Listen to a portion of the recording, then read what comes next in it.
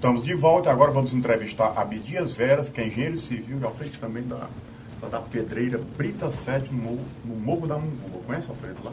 Já conheço de nome, e a região eu conheço, a região lá do Morro da Munguba eu conheço. É no caminho normalmente de Maranguape, né? É, sim. Terra da sua família. É, meu tio ainda mora lá, o Alfredo, uma parte da família veio de lá, né? O Elane de Paula, Chicanice, enfim. A gente tem sempre relação com a terra. Boa noite, Abdias, é um prazer recebê-lo aqui no Contraponto. E, Abdias, você lá da Brita 7, né? Que você administra, toma de conta. Pode falar sempre o nome desse proprietário, eu prefiro dizer que é o gestor lá da Brita 7.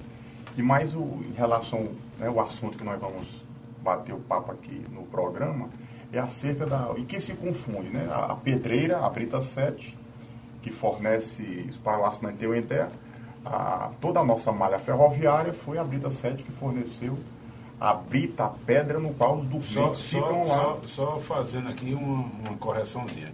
Quem forneceu as pedras todas foi o Morro da Munguba. Né? A Brita 7 uma parte. Né? Mas forneceu. É isso aí. E Abdias, eu queria que você falasse aqui para o assinante em que se confunde o Morro da Munguba, as pedreiras que tem lá com a construção da malha ferroviária do nosso estado. Pois não, Fred.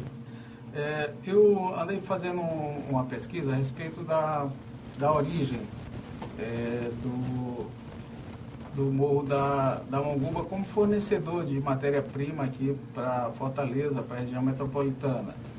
E eu fiquei, assim, cada vez mais interessado no assunto por conta do tempo que nós já temos como fornecedor de material, vamos dizer assim, data de 1876, da criação da estrada de ferro Fortaleza-Baturité. Então são 140, 150 anos de trabalho nessa área, mais ou menos isso? Exato. Então, em seguida eu tive pesquisando no Porto Mucuripe e vi que também toda a pedra para a construção do porto tinha saído do Morro da Munguba, também vinculado com a rede ferroviária, porque a rede foi que viabilizou, em termos de transporte, o Porto do Mucuripe. Inclusive existe um poema de Rodolfo Teófilo acerca da pedreira da Munguba e a construção do Porto do Mucuripe. Eu fiquei assim muito gratificado com o material que eu encontrei na rede ferroviária acerca da contribuição que o Morro da Munguba ainda hoje exerce. Nós fornecemos material para o Metrofor, né? Então é uma coisa contínua, né, que data já de mais de 130 anos. Agora, só antes de mostrar aqui, agora, Abdias, eu vejo uma coisa, você vê as pedreiras, eu não conheço o caso, né, Alfredo, de uma pedreira que tem acabado. Assim, a pedra, né? Você passa, ela está sempre naquele mesmo local lá, quer dizer, o assinante que já teve enfim, de avião, para os aviões, antes de pegar a descida do aeroporto, eles passam pela pedreira e você na janela do lado esquerdo, você vê lá aquela abertura na rocha. Qual é o tempo? Existe alguma perspectiva de quanto tempo, no ritmo que vocês estão tirando a pedra, o Morro da Munguba vai desaparecer?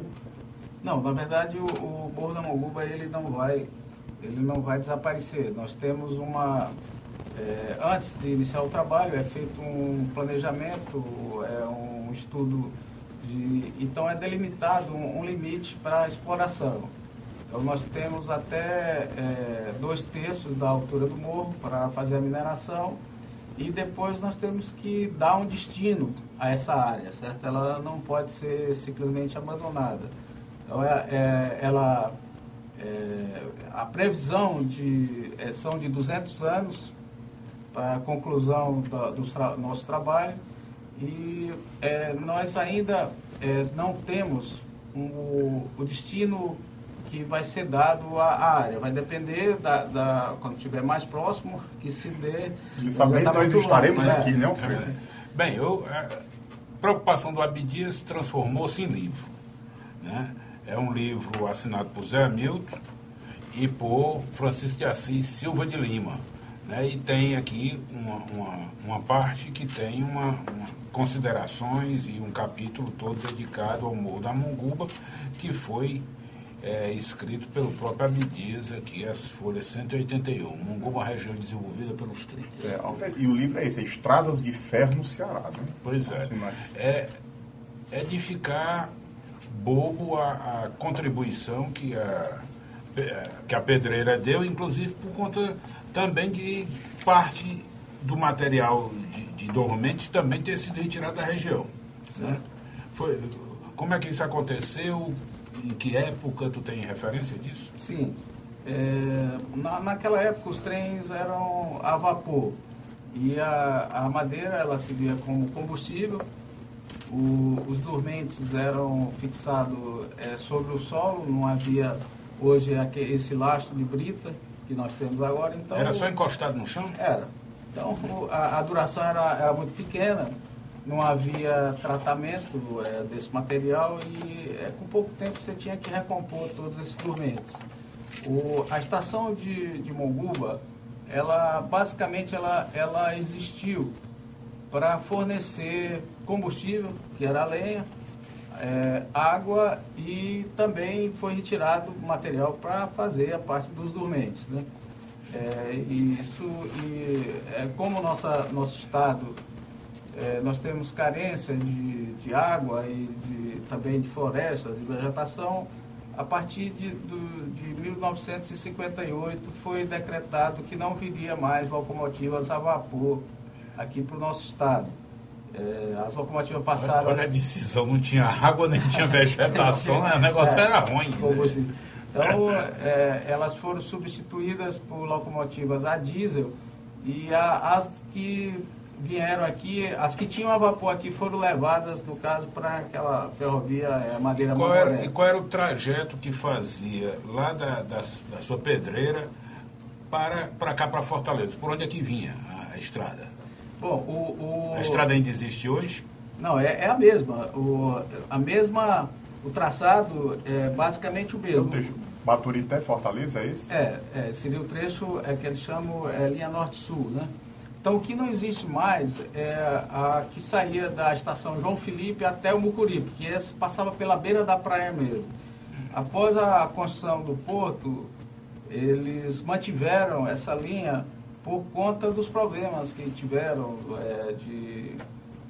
a água começou a entrar ali. O avanço do mar, com a construção do Porto Mucuripe. No Meireles, Praia do Ideal e Iracema, né? Ali já passou o trem na beira-mar? Já. O trem passava na beira da praia mesmo. Agora, a Abdias, por que foi escolhido o primeiro trecho, Baturité-Fortaleza? Era só para o transporte de passageiros? Era algum atrativo de escoamento de produção? Na época, por incrível que pareça, o café era quem era, vamos chamar assim, a locomotiva econômica do nosso estado. Então, essa malha se iniciou através da iniciativa privada. Foram os fazendeiros de café quem decidiram iniciar essa linha Fortaleza-Baturité. Eles não chegaram a concluir, houve uma seca muito grande e o governo imperial, na época, encampou essa iniciada estrada de ferro e concluiu e se estendeu até o Crato depois, que é chamada ainda... Mas o traçado inicial dela foi mantido e ainda hoje continua o mesmo, né? Agora, e falando um pouco da história, e essas estações, no caso principalmente da Serra da Monguba, ainda existe ou foi tudo degradado? Não, a estação de Monguba, ela existe, mas ela nunca teve importância. Era uma estação pequena, ela basicamente servia para abastecimento dos trens. Então, ela era, como não era uma estação de passageiro, a rede nunca conseguiu, vamos dizer assim, venda ou torná-la alguma coisa que pudesse ser tomada pelo patrimônio histórico. Não existia uma comunidade ali perto da Monguba? Não, existe ainda, a comunidade existe lá era chamado Vila Monguba, ainda hoje existe, mas basicamente ela continua é a mesma, ela não houve muita alteração. Nós temos agora um aumento por conta das indústrias que estão se instalando lá no local. Nós temos lá várias indústrias próximas e isso aí está fazendo que haja um aumento. Mas